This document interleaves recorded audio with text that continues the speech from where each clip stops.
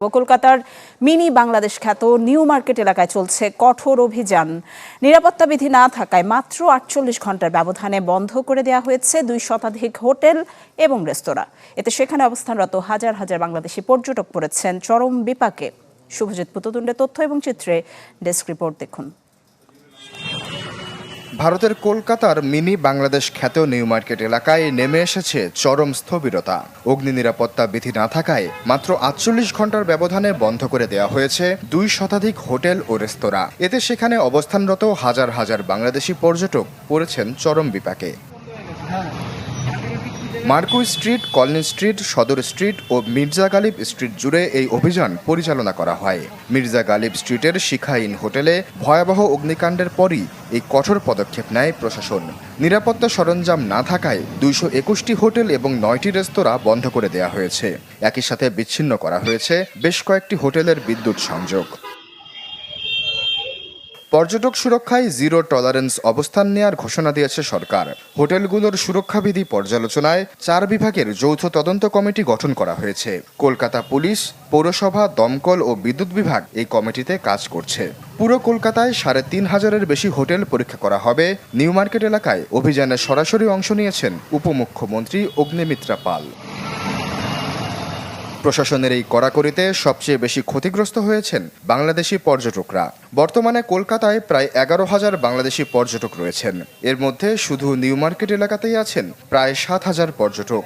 হঠাৎ হোটেল বন্ধ হয়ে যাওয়ায় অনেকেই থাকার জায়গা পাচ্ছেন না। হোটেল ছেড়ে দিয়া আরেকখানে যাবো, চিকিৎসা করবো, কোথায় যাব, কিভাবে যাব, ব্যাগ লইয়া খুব টেনশনে আছি। এখানে এসে যদি আমার থাকার প্রবলেম হয়, চলাফেরার প্রবলেম হয়, তো সেক্ষেত্রে তো এখানে আর আসবো না। আপনারা সরে যান, আমার তো সরে যাওয়া না, কই যাবো খারাপও পারি না। যদি লোক আসতো, বাইরে থেকে লোক আসতো, দুটো ভাড়া মারতাম, তাহলে খরচা হতো, তাহলে পয়সা ইনকাম হতো, তাহলে সংসার চলবে। তো সেটা তো হচ্ছে না আমাদের। পরিস্থিতি সামাল দিতে অনেকে নির্ধারিত সময়ের আগেই দেশে ফেরার সিদ্ধান্ত নিচ্ছেন। কেউ কেউ বাধ্য হয়ে খুঁজে বেড়াচ্ছেন নতুন হোটেল। এই সুযোগে দালাল চক্রের তৎপরতা বেড়ে গেছে। অনেক ক্ষেত্রে হোটেল ভাড়া বাড়িয়ে ১.৫ থেকে দ্বিগুণ করা হয়েছে।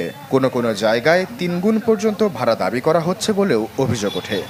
আমরা এখানে আসার পরে আমাদের এত টাকা পয়সা নষ্ট করে আমরা এখানে কোনো হোটেল পাচ্ছি না, ভালো মতো খাবারের দোকান পাচ্ছি না, আমরা কোথায় যাবো এখন? ব্যবসা অবস্থা খারাপ, টোটাল হোটেল বন্ধ করে দিয়েছে।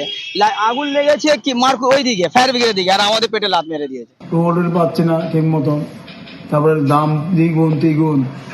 তারা নিজের থেকে নিজের মধ্যেই একটু দুর্বলতা ভাব যে আমরা এখানে কোথায় আসলাম। এমন পরিস্থিতিতে ক্ষোভ প্রকাশ করেছেন সাধারণ পর্যটকরা। পাশাপাশি উদ্বেগ তৈরি হয়েছে স্থানীয় ব্যবসায়ী মহলেও। নিউ মার্কেটের অর্থনীতি মূলত বাংলাদেশি পর্যটকদের ওপর নির্ভর করে গড়ে উঠেছে। ট্রান্সপোর্ট, কেনাকাটা এবং খাবারের ব্যবসায় নতুন করে মন্দার আশঙ্কা তৈরি হয়েছে।